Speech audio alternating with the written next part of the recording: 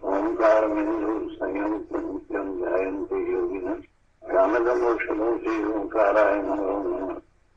मंगलम भगवान मंगलम कुटुंबे मंगलम कुरुकुंडारी जैन्द्रमोक्षमंगलम नमः समय स्थानाय स्वामी बुद्ध्या सदास्ते जीवसवाय भगवाय गुरुरामा विभाव निरंजन।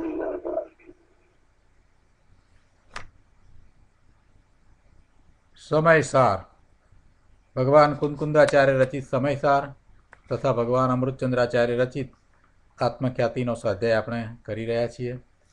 એમાં કર્તા કર્મ અધિકારની બધી જ ગાથાઓ 144 આપણે પૂરી કરી છે। હવે અમૃતચંદ્રાચાર્ય ભગવાન આ 144 ગાથા પૂરી થયા પછીથી આપણને 7 કળશ કહે છે। એ 7 કળશ આપણે હવે લઈશું। 144મી ગાથામાં જે વાત આવી એ જ ભાવને આગળ વધારતા અમૃતચંદ્રાચાર્ય ભગવાન અહીંયા કળશ 93 આપણને કહે છે। 144માં ઘણી વાત આવી, આત્માના સ્વરૂપને પ્રાપ્ત કરવા માટેની ઘણી સૂક્ષ્મતાથી એમાં વાત આવી।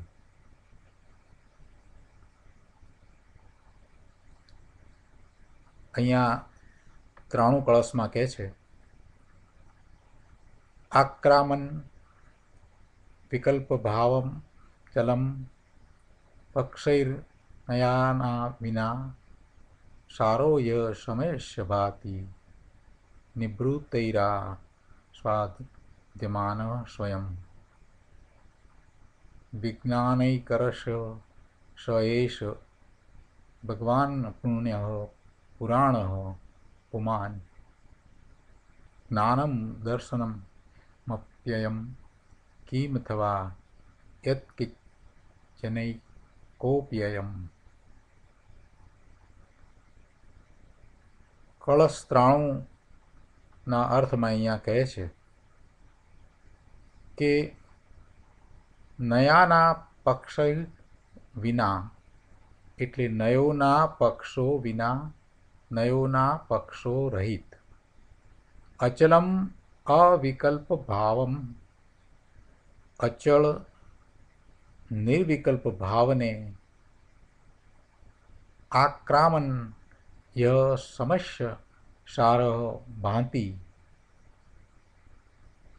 એટલે કે અચળ નિર્વિકલ્પ ભાવને પામતો જે સમયનો એટલે આત્માનો સાર પ્રકાશે છે સહ એષ નિવૃત્તૈ સ્વયં આસ્વાદ્યમાન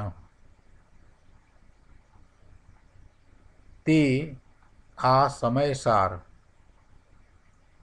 શુદ્ધ આત્મા કે જે નિવૃત્ત નિશ્ચળ આત્મલીન પુરુષો વડે સ્વયં આસ્વાદ્યમાન છે એટલે કે આસ્વાદ લેવાય છે, અનુભવાય છે।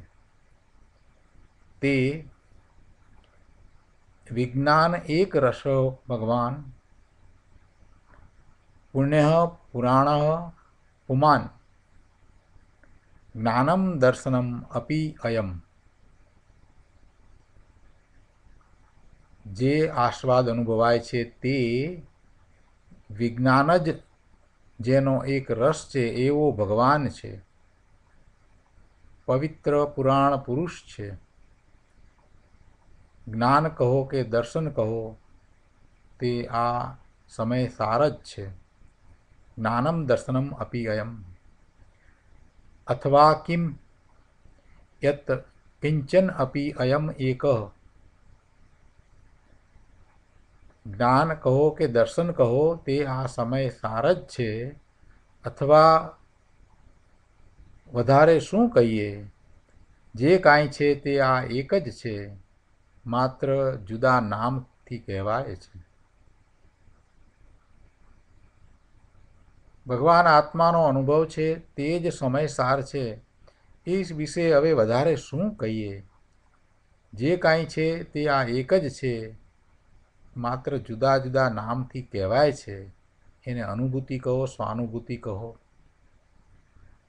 સમ્યક જ્ઞાન, સમ્યક દર્શન કહો,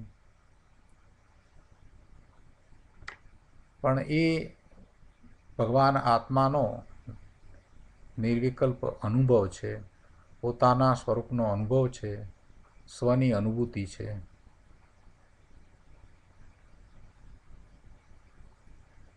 93મા શ્લોકમાં શું વાત કરી કે નયોના પક્ષો રહિત, કોઈ નય હવે રહ્યા નથી. નિશ્ચય નયથી વાત કરી, એ સાથેનો વિકલ્પ એ પણ હવે નહીં. જે 144મી ગાથામાં જે વાત કરી એ જ અર્થનું આ કળશરૂપ કાવ્ય છે, એટલે એ જ વાત હોય ને. અમૃતચંદ્રાચાર્ય ભગવાન કહે છે કે ભાઈ હવે નયના પક્ષોથી રહિત અચળ નિર્વિકલ્પ ભાવને પામતો જે સમયનો સાર પ્રકાશે છે, પોતાના સ્વરૂપને અનુભવતો જે ભાવ પ્રસિદ્ધિમાં આવે છે, તે આ સમય સાર શુદ્ધ આત્મા જે અનુભવમાં આવે છે, તે જે બદલાતું નથી, જે કાયમ સદા હંમેશા એકરૂપ રહે છે, અખંડ છે, એવો આ સમયનો સાર શુદ્ધ આત્માનો અનુભવ એ પ્રસિદ્ધિ પામ્યો છે, એ પ્રકાશી રહ્યો છે કે જે નિવૃત્ત એટલે નિશ્ચળ આત્મલીન પુરુષો વડે સ્વયં આસ્વાદ્યમાન છે. એવો સમયસારનો આસ્વાદ એવા આત્મામાં લીન પુરુષોને આવે છે. તે વિજ્ઞાન જ જેનો એક રસ છે એવો ભગવાન છે. કોણ? જે અનુભવમાં આવે છે એ જ ભગવાન છે. એ જ વિજ્ઞાન ઘન ભગવાન આત્મા ચેતન ત્રિકાળ રહેવાવાળું તત્વ છે. એ જ ભગવાન આત્મા છે. જે અનુભવાય છે એ જ ભગવાન છે. એ જ નિજ રસ એવો એક ભગવાન આત્મા છે. કોને અનુભવાય છે? જે અનુભવે છે તેને અનુભવાય છે. કોણ અનુભવે છે? તો કે આત્મામાં લીન, નિશ્ચળ આત્મામાં લીન એવા જીવો એને અનુભવે છે. પોતાના સ્વરૂપમાં જે લીન થાય છે એને એનો આસ્વાદ આવે છે, એને અનુભવમાં એ આવે છે. અને જે અનુભવમાં આવે છે એ જ વિજ્ઞાનગન જેનો એક રસ છે એવો ભગવાન આત્મા છે. એ કેવો છે? તો આગળ કહે છે કે પુણ્ય, પુરાણ, પુમાન, 3 શબ્દ મૂક્યા છે, 3 વિશેષણ મૂક્યા છે. અહીંયા પુણ્યનો અર્થ છે પવિત્ર.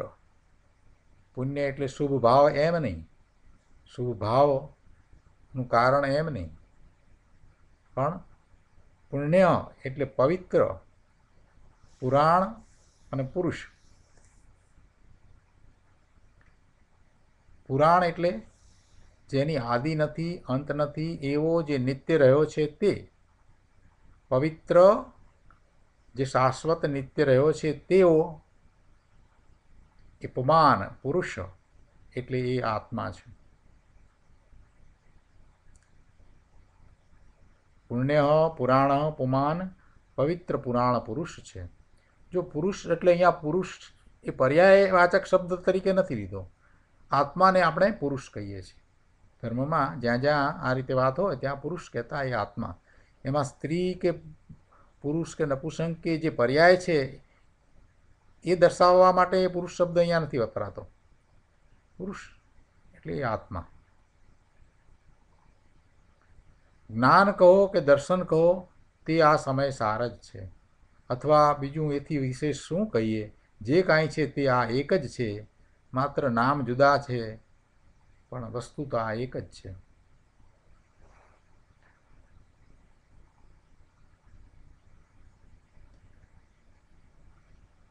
એકસો 144મી ગાથા ઉપરના પ્રવચનમાં ગુરુદેવે આ ભાવની ઘણી વાત કરી છે. તે છતાં આ કળશ ઉપર ગુરુદેવે આપેલ પ્રવચન ના અંશો આપણે લઈએ.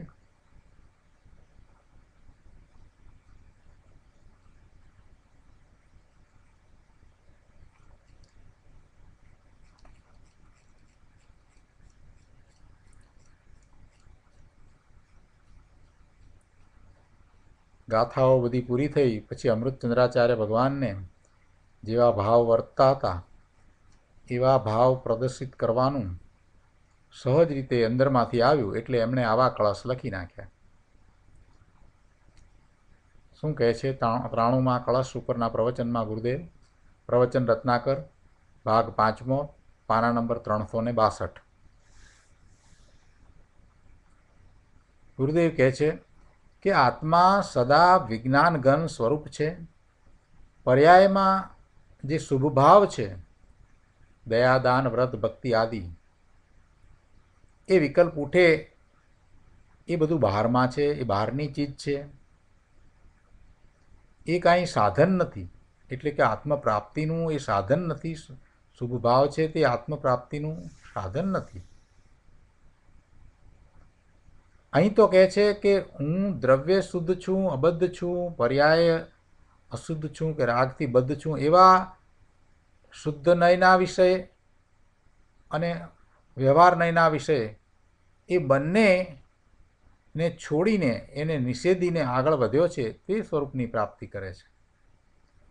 એમ કે તે નય પક્ષના વિકલ્પ છે એ બધું રાગમય છે, આકુળતામય છે. એવા વિકલ્પથી આગળ ઉઠીને આત્મ સ્વરૂપની જેને પ્રાપ્તિ થઈ છે એની અહીંયા તો વાત કરી છે. આચાર્ય દેવ પહેલેથી વ્યવહાર નયનો પક્ષ તો છોડાવતા આવ્યા છે, પણ અહીં તો નિશ્ચય નયનો પક્ષ પણ છોડાવ્યો છે અને પછી આગળ વાત કરી છે.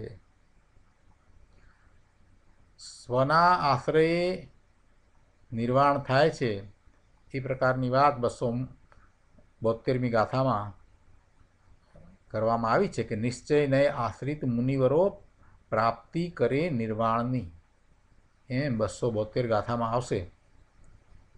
એટલે નિશ્ચય નય આશ્રિત એમ જ્યારે કહ્યું ત્યારે એમાં કોઈને એમ થાય કે અહીંયા નય છોડવાની વાત કરીને અહીંયા તો આ કેમ આમ? પણ એમાં તો નિશ્ચય નય આશ્રિતની વાત કરી છે. આપણે તો એ નય સાથે રહેલા વિકલ્પોને છોડવાની વાત કરીએ છીએ. નય દ્વારા જે સમજવાનું છે એને તો આપણે ગ્રહણ કરીએ છીએ, એને તો સમજીએ છીએ, પણ એ નય સાથે રહેલો વિકલ્પ છોડી અને એનાથી આગળ ઉપર ઉઠી અને સ્વરૂપનું લક્ષ્ય કરીએ છીએ. એટલે ગુરુદેવ સમજાવે છે કે ભાઈ હા બરાબર છે, 272 ગાથામાં એ વાત આવે છે કે નિશ્ચય નય આશ્રિત મુનિવરો નિર્વાણની પ્રાપ્તિ કરે છે. નિશ્ચય નયનો આશ્રય લેનાર મુનિવરો પોતે કેવળ જ્ઞાન પ્રાપ્ત કરી અને નિર્વાણ પ્રાપ્ત કરે છે. હા, ત્યાં સ્વના આશ્રયે નિર્વાણ થાય છે એમ કહ્યું છે. સ્વના આશ્રયે જ નિર્વાણ થાય છે, એમાં કાંઈ ખોટું નથી, એમ જ છે. પણ અહીંયા આપણે સ્વના આશ્રયે નિર્વાણ થાય છે એ વાતને તો રાખીએ છીએ, પણ એ નય જે શુદ્ધ નયનો વિષય છે એની સાથે જે રહેલો વિકલ્પ જે છે એ વિકલ્પની વાત કરીએ છીએ કે એ વિકલ્પને છોડીને. એટલે અહીંયા તો સ્વના આશ્રય સંબંધી જે વિકલ્પ ઉઠે છે તેની વાત છે. એ વિકલ્પથી રહિત થવાની વાત છે. એટલે હજી સમયસારમાં બધે જ વાત તો આવશે. નિશ્ચય નયથી આત્માના સ્વરૂપ વિશે જુદા જુદા પ્રકારે વાત કરવામાં આવી છે, એ બધી વાત આવશે. તો ત્યાં પણ એ વાત તો સત્ય છે, એ પરમ સત્ય દ્રવ્યશ્રુત છે. એનો કોઈ વિરોધ કે એને કાઢી નાખવાની વાત નથી. વાત તો માત્ર વિકલ્પને છોડવાની છે. એટલે અહીંયા એ સ્પષ્ટતા ગુરુદેવે કરી છે કે અહીં તો સ્વના આશ્રય સંબંધી જે વિકલ્પ ઉઠે તેની વાત છે. એ નિશ્ચય નયના પક્ષનો જે વિકલ્પ ઉઠે છે એ વિકલ્પમાં રહીએ તો અટકીએ છીએ. એ વિકલ્પમાં રહેવાને બદલે એને પ્રાપ્ત કરી લઈએ. આપણે ધંધા વેપારમાં એમ કહીએ કે આ અમુક જગ્યાએ 1 લાખ રૂપિયા આપણે લગાડીએ તો 12 મહિને એમાંથી 1.25 લાખ રૂપિયા પ્રાપ્ત થાય, 25% નફો મળે. હવે એ વાત કર્યા જ કરીએ તો પછી લાખ રૂપિયાના 1.25 લાખ રૂપિયા થશે. કાગળ ઉપર લખીએ, કોમ્પ્યુટરમાં લખીએ, બીજાને કહીએ, બોલીએ, ફોન કરીએ, એથી કંઈ એ લાખના 1.25 લાખ રૂપિયા થશે કે એ જે પ્રમાણે કહ્યું છે એ પ્રમાણે એ 1 લાખ રૂપિયાનું ઇન્વેસ્ટમેન્ટ કરશું તો 1.25 લાખ રૂપિયા થશે. વાત તો બરાબર છે કે ભાઈ આ જગ્યાએ 1 લાખ રૂપિયા મૂકીએ તો 1.25 લાખ રૂપિયા થાય છે. વાત તો બરાબર છે અને બધાને થઈ રહ્યું છે. પણ એમ વાત કરવાથી થાય છે કે ત્યાં મૂકવાથી થાય, ઇન્વેસ્ટ કરવાથી થશે? બસ આના જેવું જ કંઈક છે કે ભાઈ આ બધી વાત કરી છે, વાત સત્ય છે, વાતને છોડવાની નથી. પણ વાત એટલે વિકલ્પમાં જ રાચી રહેવું છે કે પછી આત્મામાં જવું છે? આત્મા આમ છે, આત્મા આમ છે, આમ છે, એવી વાત તો બધી બરાબર જ છે. એ વાતને કંઈ ખોટી પાડી નથી કે છોડી દેવાની વાત નથી, એને છોડવાની વાત નથી. પણ માત્ર એના સંબંધીના વિકલ્પોને છોડી અને જે માર્ગ દર્શાવ્યો છે એ માર્ગે વળવાની વાત છે. ગુરુદેવે બહુ સરસ રીતે અહીંયા મૂક્યું છે કે ભાઈ સ્વના આશ્રય સંબંધીનો જે વિકલ્પ છે એની અહીંયા તો વાત કરી રહ્યા છે કે એને છોડ. નિશ્ચય નયના પક્ષનો જે વિકલ્પ ઉઠે છે એ રાગ છે, એ દુઃખદાયક છે અને તેથી તેને છોડવા યોગ્ય છે એમ કહ્યું છે. સૂક્ષ્મ રાગ કોઈ પણ છે તો એનો પણ એ પોતે પોતાને કરતા માને તો એ મિથ્યા દ્રષ્ટિ છે. આત્મા પોતે વિજ્ઞાન ઘન આનંદ સ્વરૂપ ભગવાન છે. એ રાગનો કરતા ક્યાંથી થાય? પોતાના સ્વભાવ ભાવનો કરતા હોય, એ પરનો કરતા તો થતો જ નથી. એ રાગનો કરતા હોઈ શકે જ નહીં. એટલે સૂક્ષ્મ રાગનો પણ એ કરતા નથી. તો આવા વિકલ્પમાં રહેશે તો પછી એને તો રાગનું કરતાપણું આવશે. તેથી સમસ્ત નય પક્ષનો રાગ છોડાવી નય પક્ષ રહિત થવાની અહીં વાત છે. આગળ પણ આ વાત 144મી ગાથાના અર્થ વખતે પણ ઘણી કરવામાં આવી. અહીંયા ફરીથી અમૃતચંદ્રાચાર્ય ભગવાને આ કળશ મૂક્યો છે તો એના ઉપરના પ્રવચનમાં ગુરુદેવે વાત કરી છે. આકુળતામય શું છે? તો કે નય પક્ષના જે વિકલ્પ છે તે આકુળતામય છે. આકુળતા એટલે જેને લીધે થઈ અને આત્મપ્રદેશોનું કંપન થાય, એ બધું આકુળતામય છે. હર્ષ અને શોકના જે અનુભવ છે એ બધા આકુળતામય છે. આપણે લૌકિક સુખ દુઃખની જે વાત કરીએ છીએ ને એમ જે અનુભવીએ છીએ એ બધું આકુળતામય છે. ભૂખ લાગી હોય અને બરાબર ખાઈએ આપણને એમ થાય કે હા બહુ શાંતિ થઈ. શાંતિ નથી થતી, એ વખતે પણ આકુળતા જ છે. આત્મપ્રદેશોનું કંપન થાય છે. શાંતિ તો ક્યારે થાય? પોતાના સ્વરૂપમાં જાય ત્યારે આકુળતા નથી એટલે શાંતિ છે. બાકી તો આકુળતામય છે. બીજું બધું વિકલ્પ સાથે જે રહ્યું છે એ બધું જ આકુળતામય છે. એટલે અહીંયા કહે છે કે નય પક્ષના જે વિકલ્પ છે તે આકુળતામય છે અને તેનાથી આત્મા જણાતો નથી. માત્ર આકુળતા કર્યા કરીએ આપણે અને દુઃખી થઈએ છીએ. જે સમજાયું છે એને પછી અનુભવમાં મૂકવાનું છે ને, એવું અનુભવમાં મૂકવાને બદલે માત્ર એના વિકલ્પોમાં રહીએ તો એ વસ્તુની પ્રાપ્તિ થતી નથી. બીજી વાત અહીંયા આગળ લીધી છે કે ભગવાન આત્મા સદા અચળ એટલે ચળે નહીં તેવો નિર્વિકલ્પ વિજ્ઞાન ઘન રૂપ સમયસાર છે. તે અચળ, ચળતો નથી. નિર્વિકલ્પ ભાવને પામતો એટલે કે નિર્વિકલ્પ નિર્મળ જ્ઞાનની દશાને પ્રાપ્ત થઈને પ્રકાશે છે. અચળ છે, ચલિત થતો નથી અને નિર્વિકલ્પ ભાવને પામતો એટલે એનો અર્થ એ થયો કે એ નિર્વિકલ્પ દશામાં નિર્મળ જ્ઞાનની દશાને પ્રાપ્ત થઈને. નિર્મળ જ્ઞાનની દશાને પ્રાપ્ત કેવી રીતે થાય છે? કે પોતે પોતાના સ્વરૂપનું લક્ષ્ય કરે છે તો એમાં એને જે જ્ઞાન થાય છે એ જ્ઞાન એ નિર્મળ જ્ઞાન છે. એ પર્યાય છે તે નિર્મળ પર્યાય છે અને એમ એ પોતાના સ્વરૂપની પ્રાપ્તિ કરે છે. અર્થાત સમયસાર શુદ્ધ આત્મ સ્વરૂપની પ્રાપ્તિ. એ સમયસાર પ્રભુ આત્મા ચૈતન્યની નિર્મળ નિર્વિકલ્પ જ્ઞાન પ્રકાશરૂપ પર્યાય દ્વારા પ્રકાશે છે. એ જ્ઞાનની પર્યાયમાં એ પ્રસિદ્ધિ પામે છે, પણ એ કંઈ વ્યવહારથી કે નિશ્ચયના પક્ષના વિકલ્પથી એ પ્રકાશતો નથી. કોઈ વિકલ્પ દ્વારા એ અનુભવમાં આવતો નથી. આવું જ વસ્તુનું સ્વરૂપ છે. વિજ્ઞાન ઘન સ્વરૂપ આત્મા નિર્વિકલ્પ જ્ઞાનની નિર્મળ દશાથી પ્રાપ્ત થાય એવો છે. નિર્મળ દશાથી પ્રાપ્ત થાય એટલે એમાં એ દશામાં એને અનુભવમાં આવે છે. એમ નથી કે નિર્મળ દશાથી પ્રાપ્ત થાય એટલે કોઈ બીજી વસ્તુ છે, એ સાધન છે, એમ નહીં.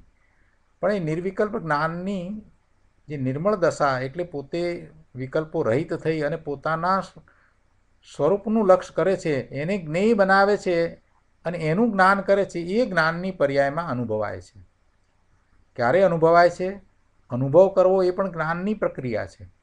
એમાં પણ આત્મા જ્ઞાન જ કરે છે, પોતાના સ્વરૂપનો અનુભવ કરે છે. એ આખી જ્ઞાન પ્રક્રિયા છે, એટલે એને જ્ઞાનની પર્યાય કહેવામાં આવે છે. અને એ જ્ઞાનની પર્યાય એ પોતાના સ્વરૂપને અનુભવવાવાળી છે.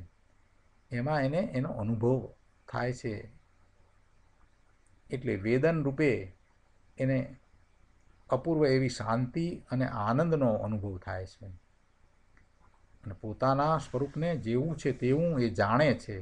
એટલે સમ્યક દર્શન, સમ્યક જ્ઞાન એ એને જ્ઞાનની પર્યાયમાં થાય છે. એટલે એ પર્યાય નિર્મળ પર્યાય છે, એને સમ્યક દર્શન, સમ્યક જ્ઞાન કહેવામાં આવે છે.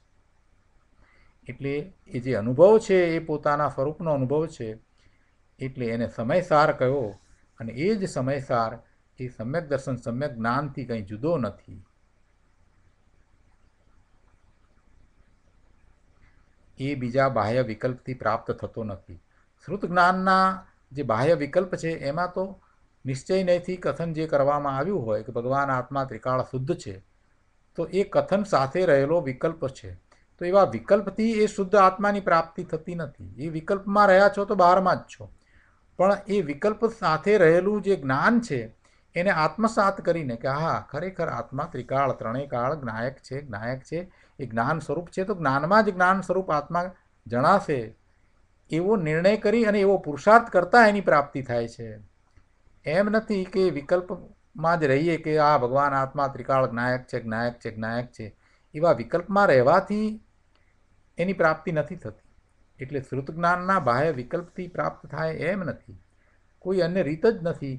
એ અનુભવની વસ્તુ છે, તો અનુભવ દ્વારા જ એ પ્રાપ્ત થાય, બીજી કોઈ રીત નથી.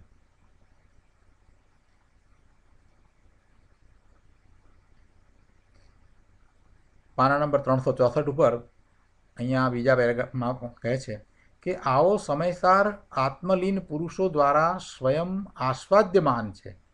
આસ્વાદમાં આવે તેવો, સ્વાદમાં આવે તેવો, સ્વાદ એટલે અનુભવમાં આવે તેવો. આવો સમયસાર કોને અનુભવમાં આવે છે? કોના દ્વારા અનુભવમાં આવી શકે એવો છે? તો કે જીવ માત્ર દ્વારા અનુભવમાં આવે એવો છે, પણ એવો પુરુષાર્થ કરે એને અનુભવમાં આવે. એટલે જે જીવ પોતાના સ્વરૂપમાં લીન થાય એને એ આસ્વાદ આવે છે, એનો અનુભવ થાય છે. એટલે આવો સમયસાર આત્મલીન પુરુષો દ્વારા સ્વયં આસ્વાદ્યમાન છે. એ અનુભવમાં આવે છે. એનું કારણ શું છે? તો કે એવો સ્વભાવ છે આત્માનો, અનુભવમાં આવે એવો જ સ્વભાવ છે. તેથી એ સ્વયં અનુભવમાં આવે છે. એને માટે બીજી વિશેષ પ્રક્રિયાની જરૂર નથી પડતી.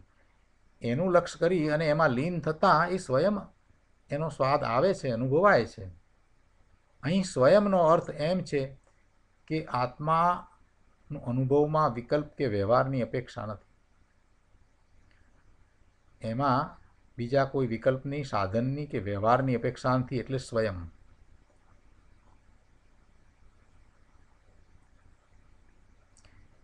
આગળ પણ કહે છે કે નિશ્ચળ આત્મલીન પુરુષો વડે આત્મા સ્વયં આસ્વાદ્યમાન છે. અહીંયા સ્વયં શબ્દ ઉપર વજન છે, મતલબ કે નિર્વિકલ્પ નિર્મળ પર્યાય વડે આત્મા સ્વયં અનુભવાય છે. તેને કોઈ વ્યવહાર કે નિશ્ચયના પક્ષના વિકલ્પની અપેક્ષા નથી. નિયમસારની બીજી ગાથામાં કહ્યું છે કે શુદ્ધ રત્નત્રયાત્મક માર્ગ પરમ નિરપેક્ષ છે. નિરપેક્ષ એટલે કોઈ ઉપર અપેક્ષા કોઈની હોય નહીં એવો છે, તેને નિરપેક્ષ કહેવામાં આવે. અપેક્ષા રહિત હોય એને નિરપેક્ષ કહેવાય. પરમ નિરપેક્ષ, પૂરેપૂરો સંપૂર્ણપણે નિરપેક્ષ છે. એને જરા પણ બીજાની અપેક્ષા નથી. નિયમસારની બીજી ગાથામાં કહ્યું છે કે શુદ્ધ રત્નત્રયાત્મક માર્ગ પરમ નિરપેક્ષ છે. એને રાગ એટલે શુભભાવ કે ભેદની અપેક્ષા નથી, નિરપેક્ષ છે. તેમ અહીં પણ આત્મા સ્વયં આસ્વાદ્યમાન છે એમ કહ્યું છે. એટલે કે પોતે પોતાથી પોતાના આનંદનું વેદન કરી શકે એવો આત્મા છે. એટલે એવો પોતાના અનુભવમાં આવે એવો છે, એનો સ્વાદ પોતાને આવી શકે એવો છે. એ ભગવાન આત્માનો સ્વભાવ એવો છે કે એ સ્વયં જ અનુભવમાં આવે, એમાં વચ્ચે બીજા કોઈની જરૂર પડે એમ નહીં. આપણે મતિ જ્ઞાનમાં ઇન્દ્રિયો અને મન એમાં વચમાં હોય છે. શ્રુત જ્ઞાનની અંદર આપણે એનો અર્થ કરીએ છીએ, પણ અહીંયા તો ભગવાન આત્માનો અનુભવ કરીએ છીએ, એમાં તો કોઈ વિકલ્પ નથી, વચમાં બીજું કંઈ આવતું જ નથી. એ સ્વયં પોતે જ જેવો છે તેવો અનુભવમાં આવે છે, એટલે સ્વયં આસ્વાદ્યમાન છે. આગળ પણ કહે છે અહીંયા કે જે ત્રિકાળી વસ્તુ આત્મલીન પુરુષો વડે સ્વયં અનુભવાય છે એ કેવી છે? તો એને કહે છે કે વિજ્ઞાન એક રસ ભગવાન, તે વિજ્ઞાન જ જેનો એક રસ છે એવો ભગવાન છે. નિર્મળ પર્યાયમાં જે વેદનમાં આવે છે તે આત્મા એક વિજ્ઞાન રસમય વસ્તુ છે, વિશેષ જ્ઞાનનો ઘન. વિજ્ઞાન એટલે વિશેષ જ્ઞાન, એનો ઘન એક રૂપ દ્રવ્ય, તે એકલો જ્ઞાન સ્વભાવનો પિંડ પ્રભુ છે. માત્ર જ્ઞાન જ્ઞાન જ્ઞાન, આનંદ આનંદ આનંદ, એવો એ ભગવાન આત્મા છે. અહીંયા શાસ્ત્રના જ્ઞાનની વાત નથી. શાસ્ત્રનું જ્ઞાન એ તો માહિતીરૂપ છે, આ તો પોતાનો જ્ઞાન સ્વભાવ છે, અને એવા પોતાના જ્ઞાન સ્વભાવમાં એને જે જ્ઞાન થાય છે, પોતાના સ્વભાવનું, પોતાના સ્વરૂપનું, એની અહીંયા વાત છે. એટલે શાસ્ત્રનું જ્ઞાન તે જ્ઞાનની વાત નથી. આ તો સામાન્ય એકરૂપ વિજ્ઞાન ઘન સ્વભાવ, પોતાનો આત્મા, શુદ્ધ દ્રવ્ય, એ વસ્તુની વાત છે. વિજ્ઞાન જ જેનો એક રસ છે, એટલે જેમાં કોઈ ભેદ છે જ નહીં, એવો ભગવાન આત્મા છે. વિજ્ઞાન જ જેનો એક રસ છે એમ કહ્યું છે ને, એનો અર્થ અહીંયા ગુરુદેવે એ રીતે કર્યો છે કે એટલે જેમાં કોઈ ભેદ છે જ નહીં એવો ભગવાન આત્મા છે. એ બીજા પ્રકારે છે જ નહીં, એ પૂર્ણપણે છે અને એક રૂપે છે, એવો એ ભગવાન આત્મા છે. આ સમ્યક દર્શનનો વિષય અને ધ્યાતાના ધ્યાનનું ધ્યેય છે.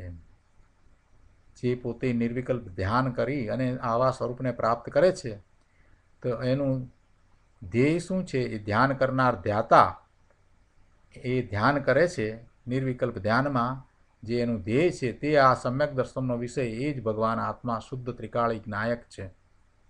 આવો વિજ્ઞાન એક રસ રૂપ આત્મા પોતે પોતાથી જ જણાય એવો છે, તેને કોઈ પરની અપેક્ષા નથી, એવી તે નિરપેક્ષ વસ્તુ છે.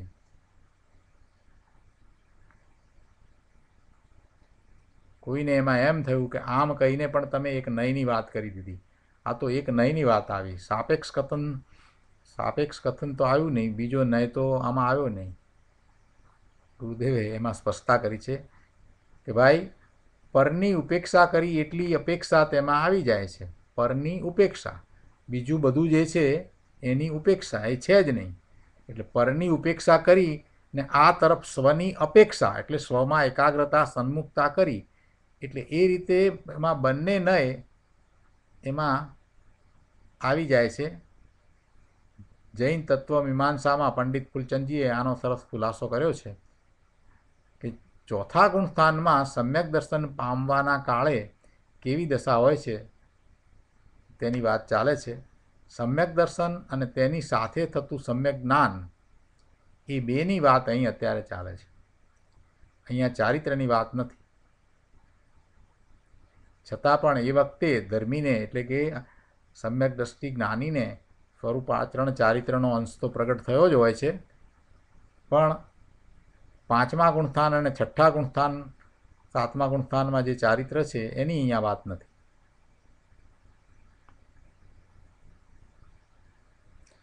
હવે મૂળ વાત ઉપર આવીએ કે નિર્વિકલ્પ જ્ઞાનમાં જ્યારે વિજ્ઞાન જ જેનો એક રસ છે એવો આત્મા વેદાય છે, ત્યારે દર્શન પણ છે, જ્ઞાન પણ છે.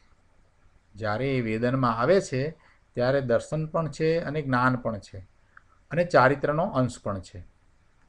આત્મામાં સંખ્યાએ જેટલી અનંત શક્તિઓ છે તે બધાનો એક અંશ વ્યક્તપણે વેદનમાં આવે છે. એટલે જુદો જુદો એક અંશ એમ નહીં, પણ અંશપણે એટલા માટે કહ્યું કે કેવળ જ્ઞાન છે એમાં એ પૂર્ણપણે અનુભવમાં આવે છે અને પછી એ એમાં જ રહે છે, એમાં જ સ્થિરતા છે. જ્યારે હજી એ દશા અહીંયા નથી આવી એટલે અહીંયા એમ કહ્યું કે આત્મામાં જેટલી અનંત શક્તિઓ છે તે બધાનો એક એક એક અંશ વ્યક્તપણે, એટલે બધાનો એક અંશ, કોઈ પણ બાકી નહીં રહી જાય એવી રીતે બધાનો એક અંશ વ્યક્તપણે વેદનમાં આવે છે. જેમ શરબતમાં બધા જ ઇન્ગ્રેડિયન્ટ જે છે એ એક સાથે એ અનુભવમાં આવે છે. એમાં એક ચમચી ભરી અને ચાખીએ ત્યારે પણ એનો દરેકનો અંશ આવે અને આખો ગ્લાસ પીએ ત્યારે પણ એ બધાનો, દરેક જેટલા ઇન્ગ્રેડિયન્ટ છે એનો સ્વાદ આવે. એક ચમચી જરાક ચાખીએ ત્યારે પણ એ બધા જ જેટલા અંદર પદાર્થો નાખ્યા છે એ બધાનો સ્વાદ આવે છે અને આખો ગ્લાસ પીએ ત્યારે પણ બધાનો સ્વાદ આવે છે. એટલે એ રીતે અહીંયા સમજવાનું છે કે અનંત શક્તિઓ છે એ બધાનો એક અંશ અહીંયા એટલા માટે કહ્યું કે હજી એને કેવળ જ્ઞાન નથી પ્રગટ થયું એટલા માટે. પણ એ એક ચમચી ચાખીએ ત્યારે પણ શરબતની અંદર બધા જ એના ઇન્ગ્રેડિયન્ટનો સ્વાદ આવે છે ને. તો એ રીતે અહીંયા સમજવાનું છે કે હજી સ્થિરતા નથી થઈ સ્વરૂપમાં, તો પણ જે અનુભવ છે એમાં તો એને વેદનમાં તો એ બધા ગુણોનો, બધી શક્તિઓનો અંશ વેદનમાં આવે છે. અને શ્રીમદજીએ પણ એ કહ્યું છે ને કે સર્વ ગુણાંશ તે સંકિત. આત્મામાં અનંત શક્તિઓ છે અને જ્ઞાન દ્વારા જ્યારે દ્રવ્ય જાણવામાં આવે ત્યારે દ્રવ્યની એ સર્વ શક્તિઓનો એક અંશ પર્યાયમાં વ્યક્ત થઈને તેનો સ્વાદ આવે છે.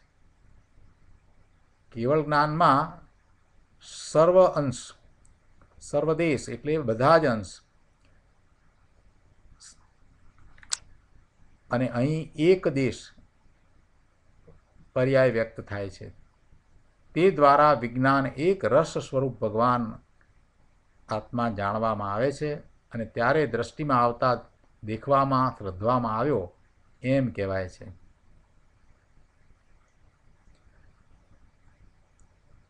શ્લોકમાં એક બીજી પણ વાત લીધી છે કે પુણ્ય પુરાણ પુમાન.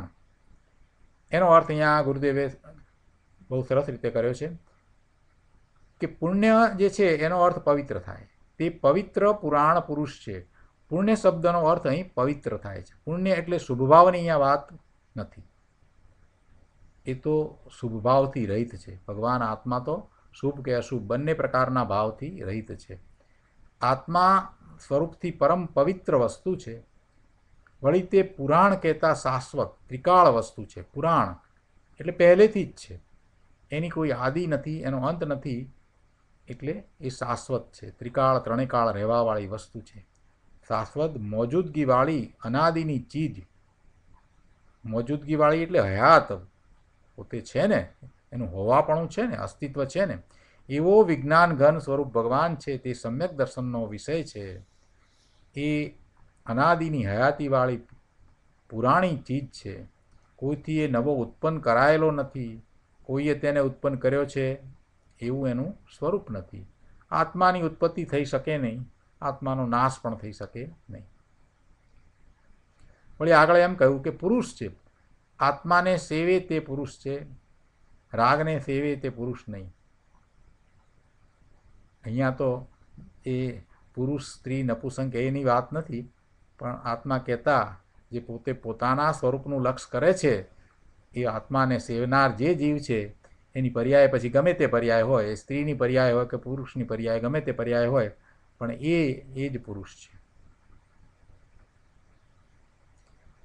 47 શક્તિના અધિકારમાં એક વીર્ય શક્તિનું વર્ણન છે અને સ્વરૂપની રચનાના સામર્થ્ય રૂપ વીર્ય શક્તિ છે. સ્વરૂપની રચના કરે એવું સામર્થ્ય એ વીર્ય શક્તિમાં છે. વીર્ય છે એનો અર્થ એ છે કે સ્વરૂપની રચના કરે તે વીર્ય. પોતાના પરિપૂર્ણ પવિત્ર પદની રચના કરે તેનું નામ વીર્ય અને પુરુષાર્થ છે. રાગને જે રચે તે વીર્ય ગુણનું કાર્ય નથી. અને વ્યવહાર રત્નત્રયના રાગને રચે તે પણ વીર્ય ગુણનું કાર્ય નથી, એ તો નપુસંકતા છે. કેમ કે જેમ નપુસંકને પ્રજા ન હોય તેમ શુભભાવવાળાને પણ આત્મધર્મરૂપ પ્રજા હોતી નથી. શુભભાવવાળાને પોતાનું સ્વરૂપ પ્રાપ્ત થાય એમ આગળ પર્યાય થતી નથી. શુભભાવમાં જે રહ્યો છે એને, એટલે અહીંયા ગુરુદેવે એવી વ્યાખ્યા કરી છે, એવો અર્થ કર્યો છે.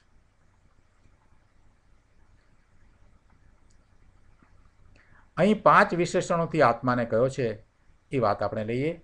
ગુરુદેવ અહીંયા કહે છે કે વિજ્ઞાન જ જેનો એક રસ છે એવો વિજ્ઞાન એક સ્વરૂપ છે, એક રસ સ્વરૂપ છે, એવો ભગવાન છે, પવિત્ર છે, પુરાણ છે, પુરુષ છે. પુમાનનો અર્થ પુરુષ થાય છે. આવો વિજ્ઞાન જ એક રસ જેનો છે તેને અહીંયા જ્ઞાનમ દર્શનમ અપી અયમ, એટલે કે જ્ઞાન કહો કે દર્શન કહો, તે આ સમય સાર છે.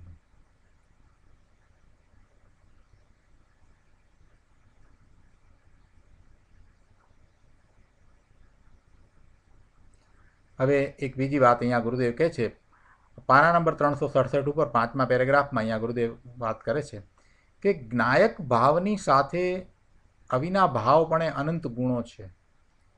નાયક નાયક નાયક કહીએ પણ સાથે રહેલા અનંત ગુણો અવિના ભાવપણે છે. એક વિના બીજું ન હોય એવો જે સંબંધ છે એને અવિના ભાવી સંબંધ કહેવામાં આવે છે. તે જ્ઞાયક ભાવ એક જ્ઞાયક ભાવ જ છે. અજ્ઞાનીને તે પ્રસિદ્ધ નથી, એટલે બીજી રીતે જણાય છે. અજ્ઞાની તેને બીજી રીતે માને છે. અજ્ઞાનીને આવા જ્ઞાયક ભાવની પ્રસિદ્ધિ નથી, એટલે કે એને અનુભવમાં નથી આવ્યો, એટલે એને એ બીજી રીતે જણાય છે. એ છે બીજી રીતે એમ નહીં. ભગવાન આત્મા છે તો જેમ છે તેમ જ છે, પણ જેને જ્ઞાન નથી, જેની દ્રષ્ટિ આત્મા તરફ નથી થઈ, એવા અજ્ઞાનીને એ બીજી રીતે ભાસે છે. સોનું હોય, કાદવવાળું હોય, છતાં પણ એ સોનીને તો સોનું જ દેખાય. પણ જે સોની નથી અને જેને ભાન પડતી નથી, કોઈ દિવસ સોનું જાણ્યું જ નથી, ખબર જ નથી પડતી ધાતુ વિશેની, એને એ બીજી રીતે જણાશે. પણ સોનીને તો એની ઉપર કાદવ લાગેલો છે તો એને તો સોનું જ જણાશે. એટલે અહીંયા એમ વાત કરવી છે કે એ અજ્ઞાની છે, એટલે એને એ બીજી રીતે માને છે કે જાણે છે. કે આત્મા એવો બીજી રીતે છે એમ નથી. હું રાગ છું, પુણ્ય છું, અલ્પ છું, અલ્પજ્ઞ છું, અધૂરો છું, ગમે તે વાત લઈએ એ બધી અજ્ઞાનીની વાત છે. અજ્ઞાની એને અનેક પ્રકારે માને છે, પણ તેથી કંઈ વસ્તુ એમ થઈ જતી નથી. વસ્તુ તો વિજ્ઞાન ઘન પૂર્ણ આનંદ સ્વરૂપ એક જ છે, અખંડ છે, અને તે જ એ ધ્યાનનો, દ્રષ્ટિનો, સ્વસંવેદનનો, જ્ઞાનનો વિષય છે. વસ્તુ તો આવી જ છે. હવે એ કોઈ એમ કે હું નથી માનતો, હું આમ માનું છું, તો એથી કે વસ્તુ બદલાઈ જવાની છે એમ નથી.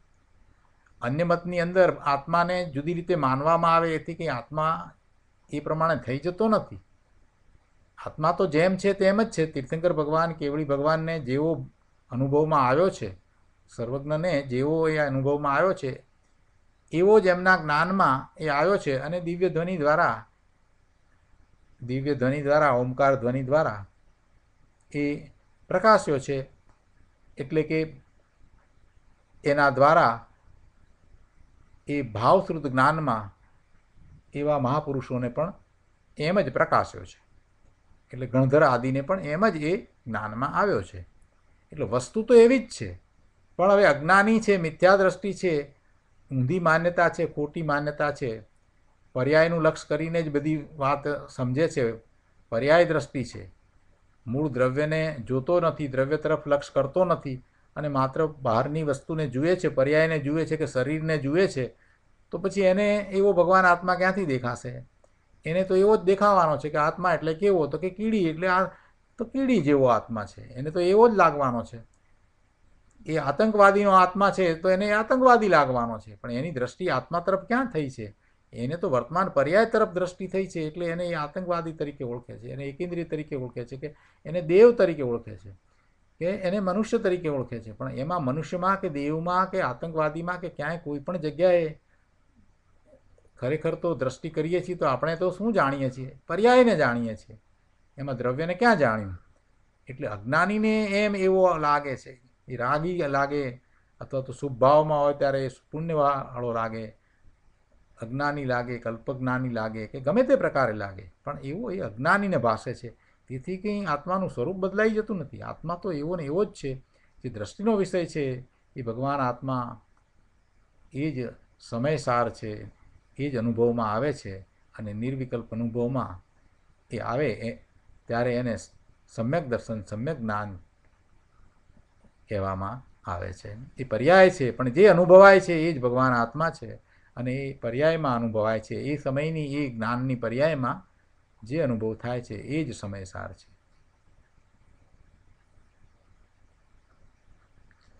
તો આ આપણે 93મો શ્લોક અહીંયા પૂરો કરીએ છીએ.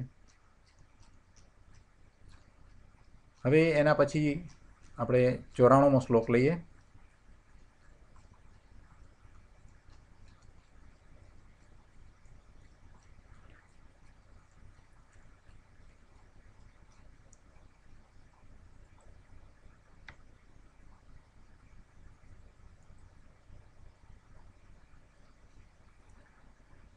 અમૃતચંદ્રાચાર્ય ભગવાન અહીંયા 94મા શ્લોકમાં કહે છે કે દુરમ ભૂરી વિકલ્પ જાલ ગહને બ્રાહ્મણ ચૌધાવ્ય ચ્યુતો દુરાદેવ વિવેક નિમગ્નમણા નિતો નિજૌદમ બલાત વિજ્ઞાન કરસસ્તદેક રસી આત્માનામ મર્હન આત્મનેવ સદાગતાનુગત તામયાત્યમ તોયવત.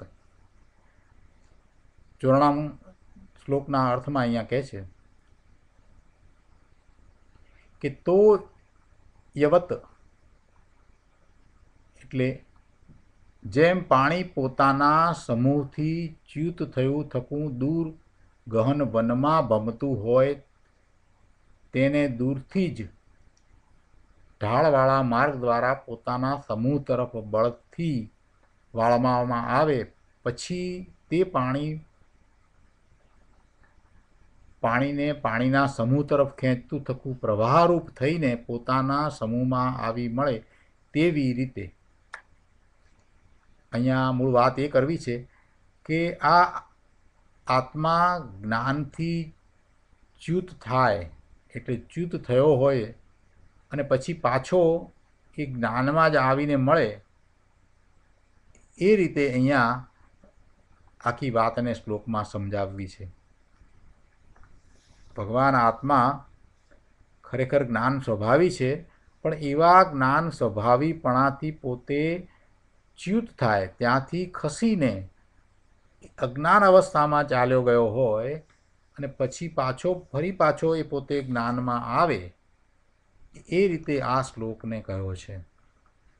એની સાથે જે ઉદાહરણ આપવામાં આવ્યું છે તો એ પાણીનું ઉદાહરણ આપવામાં આવ્યું છે કે પાણી પોતે પોતાના સમૂહથી ચ્યુત થઈને છૂટું પડીને આગળ ક્યાંક વનમાં વળીને ફરી પાછું એ પોતે પાણીના સમૂહમાં આવે છે, તેવી રીતે કરી અને આત્માની વાત અહીંયા કરી છે. એટલે શ્લોકમાં અહીંયા જે વાત કરી છે તોય વત કરીને એમાં આ અર્થ લેવાનો છે કે જેમ પાણી પોતાના સમૂહથી ચ્યુત થયું થકું દૂર ગહન વનમાં ભમતું હોય તેને દૂરથી જ ઢાળવાળા માર્ગ દ્વારા પોતાના સમૂહ તરફ બળથી વાળવામાં આવે, પછી તે પાણીને પોતાના સમૂહ તરફ ખેંચતું થકું પ્રવાહરૂપ થઈને પોતાના સમૂહમાં આવી મળે. આ દ્રષ્ટાંત કહ્યું, આ ઉદાહરણ આપ્યું. તેવી રીતે એટલે અયમ આ આત્મા નિજ ઉદાત ચ્યુત, તેવી રીતે આ આત્મા નિજ ઉદાત ચ્યુત એટલે પોતાના વિજ્ઞાન ઘન સ્વભાવથી ચ્યુત થયો થકો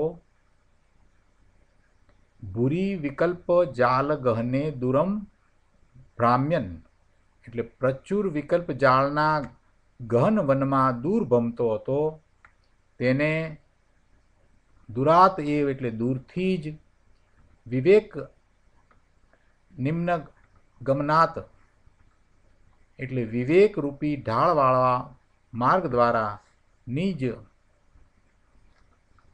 ઓધમ બલાતનિત પોતાના વિજ્ઞાન ઘન સ્વભાવ તરફ બળથી વાળવામાં આવ્યો. તદ એક રસી નામ કેવળ વિજ્ઞાન ઘનના જ રસીલા પુરુષોને વિજ્ઞાન એક રસ આત્મા જે એક વિજ્ઞાન રસ વાળો જ અનુભવાય છે એવો તે આત્મા આત્માનમ આત્મની એવ आहरण આત્માને આત્મામાં જ ખેંચતો થકો અર્થાત જ્ઞાનને ખેંચતું થકું પ્રવાહરૂપ થઈને સદા ગતતામ આયતી સદા વિજ્ઞાન ઘન સ્વભાવમાં આવી મળે છે. શું કહેવું છે કે જેમ પાણી પોતાના પાણીનો સમૂહ છે એટલે પાણી જ્યાં છે ત્યાંથી એ નીકળીને કોઈ મોટું સરોવર હોય ત્યાંથી એ પાણીની એક નીકળીને વનમાં ચાલી જાય જંગલમાં ને આગળ આગળ વધી અને પછી પાછી એ પાણીને પોતાના સમૂહ તરફ ખેંચતું થતું પ્રવાહરૂપ થઈ અને પોતાના સમૂહમાં આવી મળે એને વાળવામાં આવે ફરી પાછું એને વાળવામાં આવે ત્યારે તે પાણી પોતાના સમૂહ તરફ ખેંચાઈને પાછું આવે પાણીને ખેંચીને પ્રવાહરૂપ થઈને એ પોતે ફરી પાછું પોતાના સમૂહમાં એ જ સરોવરમાં આવે તેવી રીતે આ આત્મા પોતાના વિજ્ઞાનઘન સ્વભાવથી ચ્યુત થયો થકો પ્રચુર વિકલ્પ જાળના ગહન વનમાં દૂર ભમતો હતો. ત્યાં પેલું પાણી વનમાં દૂર ચાલ્યું ગયું હતું એવી રીતે આ આત્મા પોતાના જ્ઞાન આનંદ સ્વભાવને છોડીને એ વિકલ્પોની જાળમાં એ રમતો હતો, વિકલ્પોની જાળમાં એ ફસાયો હતો, ત્યાં એ ભમતો હતો. તેને દૂરથી જ વિવેકરૂપી ઢાળવાળા માર્ગ દ્વારા પોતાના વિજ્ઞાનઘન સ્વભાવ તરફ બળથી વાળવામાં આવ્યો. જો અહીંયા બળથી વાળવામાં આવ્યો એટલે એને પુરુષાર્થ દ્વારા એને ફરી પાછો પોતાના જ્ઞાન સ્વભાવ તરફ વાળવામાં આવ્યો. એ દૂર ચાલ્યો ગયો હતો, એ વિકલ્પોની જાળમાં ભમતો હતો, ત્યાંથી એને ફરી પાછો પોતાના જ્ઞાન સ્વભાવ તરફ બળથી વાળવામાં આવ્યો. કેવળ વિજ્ઞાન ઘનના જ રસીલા પુરુષોને જે એક વિજ્ઞાન રસવાળો જ અનુભવાય છે એવો તે આત્માને આત્મામાં જ ખેંચતો થકો અર્થાત જ્ઞાનને ખેંચતું થકું પ્રવાહરૂપ થઈને સદા વિજ્ઞાન ઘન સ્વભાવમાં આવી મળે છે. એને પુરુષાર્થ દ્વારા એને પોતાના જ્ઞાન સ્વભાવ તરફ વાળવામાં આવ્યો. પછી શું થયું? પછી તો પોતે જ્ઞાન સ્વભાવી છે એટલે જ્ઞાન સ્વભાવને લીધે એ ફરી પાછો એવા જ્ઞાન સ્વભાવરૂપ પ્રવાહમાં આવી ગયો. કેમ એમ થયું? તો કે આત્મામાં એનો સ્વભાવ જ એવો છે, જ્ઞાન સ્વભાવ છે, તો જ્ઞાનને ખેંચતું થકું પ્રવાહરૂપ થઈને એ વિજ્ઞાન ઘન સ્વભાવમાં આવીને મળે છે. એ બહારમાં જેને જવું થયું હતું, બહારમાં ભટકવું થયું હતું, એ વિકલ્પોની જાળમાં એને દૂર દૂર ચાલ્યા જવાનું થયું હતું, ત્યાં ભમવાનું થયું હતું, ભટકવાનું થયું હતું, પણ છતાં એનો મૂળ સ્વભાવ જ્ઞાન સ્વભાવ હતો. મૂળ સ્વભાવ તો એનો જ્ઞાન સ્વભાવ હતો એટલે જ્ઞાનને કારણે જ એ પોતે પાછો પોતાના જ્ઞાન સ્વભાવમાં આવ્યો. મૂળ સ્વભાવ એનો ચાલ્યો ગયો ન હતો, એ ભટકી પડ્યો છતાંય એનો સ્વભાવ તો જ્ઞાન સ્વભાવ હતો. એટલે એ વિકલ્પોથી છૂટ્યો અને એને પોતાના સ્વરૂપ તરફ વાળ્યો એટલે જેવો સ્વભાવ જ્ઞાન સ્વભાવ છે એવા જ્ઞાન સ્વભાવ રૂપ પોતે થઈ ગયો. જ્ઞાન દ્વારા જ એ પોતે પોતાના સ્વભાવ રૂપ થયો છે જ્ઞાન દ્વારા જ્ઞાનને ખેંચતું થતું. એટલે કે એ જાણવા દ્વારા એ પોતે પોતાના સ્વરૂપને જ્ઞાન કરવા દ્વારા એને સ્વરૂપને પકડે છે. જ્ઞાન આત્માનો સ્વભાવ છે. દરેક સમયે એવા જ્ઞાનનું પરિણમન થાય છે, પણ એવા જ્ઞાનની પર્યાયમાં એ વિકલ્પ હતો, પરના લક્ષ્ય થતું જ્ઞાન હતું. એને બદલે એને જ્યારે વાળવામાં આવ્યું, અંતર સન્મુખ કરવામાં આવ્યું, તો એ જ જ્ઞાન એને જ્ઞાનને કારણે પોતાના જ્ઞાન સ્વભાવ આત્માનું જ્ઞાન કરતાં એને સ્વ તરફ લઈ જાય છે, એમાં એને વાળી દે છે. એમ એ વિજ્ઞાન ઘન સ્વભાવી પોતે પોતાના સ્વરૂપને અનુભવે છે. એ પોતે પાછો પોતાના સ્વરૂપમાં આવે છે.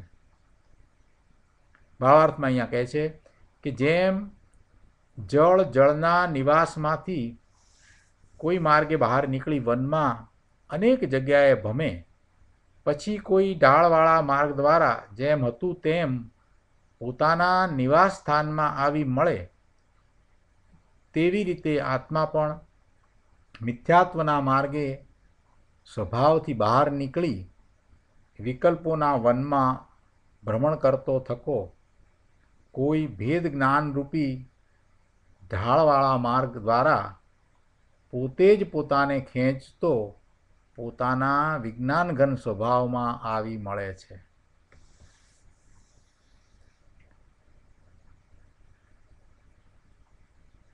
આમાં એવો અર્થ નથી થતો કે પહેલાં ભગવાન આત્મા જ્ઞાન સ્વભાવી હતો એટલે નિર્મળ હતો અને પછી એને મલિનતા આવી અને વિકલ્પોમાં એ સપડાયો, એમ કહેવાનો આશય નથી.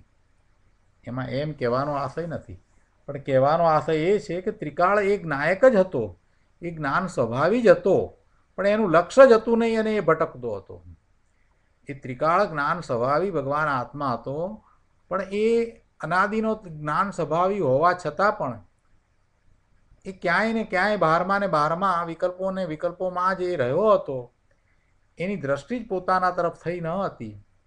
એટલે જ્યારે એ પોતે પોતાના સ્વરૂપનું લક્ષ્ય કરે છે ભેદ જ્ઞાનરૂપી ઢાળવાળા માર્ગ દ્વારા, એટલે એ દ્રવ્યશ્રુતનો અભ્યાસ કરીને અથવા તો ગુરુના ઉપદેશ દ્વારા અથવા તો તીર્થંકર ભગવાનની વાણી દ્વારા એ પોતાના સ્વરૂપને જાણે છે. અને જાણે છે તો પછી જાણીને પછી એવો પુરુષાર્થ કરે છે અને પેલા બધા વિકલ્પોને છોડી અને જેવો છે તેવા પોતાના સ્વરૂપ તરફ વળે છે. એમ એ પરથી જુદો ભેદ જ્ઞાન કરીને એ પોતાના સ્વરૂપને અનુભવે છે. એટલે પછી આત્માનું સ્વરૂપ તો જ્ઞાન સ્વરૂપ છે, તો પોતે પોતાના જ્ઞાનની પર્યાયમાં એ પોતાના સ્વરૂપને પ્રાપ્ત કરી લે છે. આ વાત અહીંયા 94માં શ્લોકમાં કરી છે. સ્વભાવ જ એનો એવો છે, એવો સ્વભાવ જ છે. એટલે અહીંયા એમ કહ્યું છે કે પોતાને ખેંચતો પોતાના વિજ્ઞાનઘન સ્વભાવમાં આવી મળે છે. જ્ઞાન સ્વભાવ છે તો જ્ઞાન દ્વારા એ કોને ન જાણે. જ્ઞાનનો સ્વભાવ જ એવો છે કે એ પોતે પોતાનું જ્ઞાન કરે, પરનું જ્ઞાન કરે અને સ્વનું જ્ઞાન કરે. તેમાં ખરેખર તો એ સ્વનું જ જ્ઞાન કરે છે, એવો જ એનો સ્વભાવ છે. પણ એનો એવો જ્ઞાન સ્વભાવ છે એટલે પર સંબંધીનું જ્ઞાન એને એના જ્ઞાનમાં પ્રતિબિંબિત થાય છે. સર્વજ્ઞ ભગવાન કંઈ પરનું જ્ઞાન કરે છે એમ નથી, પર જ્ઞેયોને જાણે છે એમ નથી, પણ એ સ્વને જ જાણે છે. પણ જ્ઞેય માત્રને જાણે એવા સર્વજ્ઞ છે એવો જ આત્માનો સ્વભાવ છે અને એમનો ઉઘાડ એવો થયો છે, પૂર્ણપણે એવો જ્ઞાનનો ઉઘાડ થયો છે. તો જગત આખાના બધા જ પદાર્થો જે જ્ઞેય રૂપ છે એ બધા જ્ઞેયો એ ભગવાનના જ્ઞાનમાં એમની પર્યાયમાં એ ઝળકે છે. એટલે એ જ્ઞેયો એમાં પ્રતિભાસે છે, એ દેખાય છે, જણાય છે. પણ ભગવાન કંઈ એને જાણે છે એમ નથી. એટલે જ્ઞાન સ્વભાવ જ છે આત્માનો. અહીંયા પણ એ વાત કરી છે કે ભગવાન આત્મા પોતે એ જ્ઞાન સ્વભાવી છે. તો જ્ઞાન સ્વભાવી છે તો પોતે પોતાના જ્ઞાનની પર્યાયમાં પોતાને જાણે છે. એટલે પોતે પોતાને ખેંચતો પોતાના વિજ્ઞાન ઘન સ્વભાવમાં આવીને મળે છે, એમ શબ્દ મૂક્યા છે. જો આત્માનો સ્વભાવ જ્ઞાન સ્વભાવ ન હોય તો આવું બને નહીં. બીજા 5 દ્રવ્યોનો વિચાર કરીએ તો એનો સ્વભાવ જ્ઞાન સ્વભાવ ક્યાં છે? એમને ક્યાં આવું થાય છે? પૂતગળને ક્યાં આવું થાય છે? ધર્માસ્તિકાયને એવું થાય છે? નથી થતું. જ્ઞાન સ્વભાવ માત્ર આત્માનો જ છે, એને જ આવું થાય છે. જ્ઞાન સ્વભાવ જેવો છે એટલે પોતે પોતાના સ્વભાવને જાણે છે. પહેલાં એના ઉપયોગ બહારમાં ભટકતા હતા, હવે એ ઉપયોગ સ્વને જાણવાવાળા સ્વનું લક્ષ્ય કરીને રહ્યા છે, ત્યારે એ સ્વને જાણે છે. એ ઉપયોગ સ્વલક્ષ્ય થયો છે તો એના જ્ઞાનની પર્યાયમાં પોતાનું સ્વરૂપ જ જણાય છે. એમ સ્વને જાણવાવાળી એના જ્ઞાનની જે પર્યાયથી, એ પર્યાયને નિર્મળ પર્યાય કહેવાય છે. એ જ સમ્યક દર્શન સમ્યક જ્ઞાનની પર્યાય છે. બહુ સરસ વાત કરી છે. અમૃતચંદ્રાચાર્ય ભગવાનને આ 144 ગાથા પછી જે ભાવ આવ્યા એ આપણને આપ્યા છે અને ખૂબ સ્પષ્ટ કર્યું છે. તો આજનો સ્વાધ્યાય આપણે અહીંયા સુધી રાખીએ છીએ.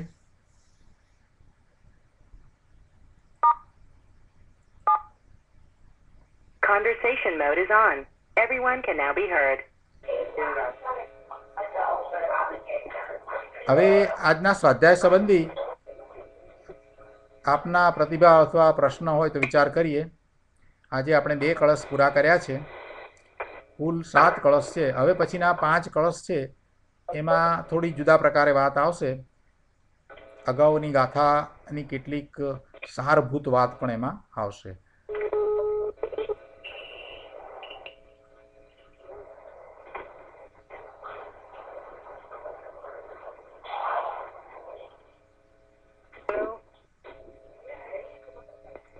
જો પ્રશ્ન અથવા પ્રતિભાવ ન હોય તો આપણે સુખધામ બોલી અને આજનો સ્વાધ્યાય પૂરો કરીએ.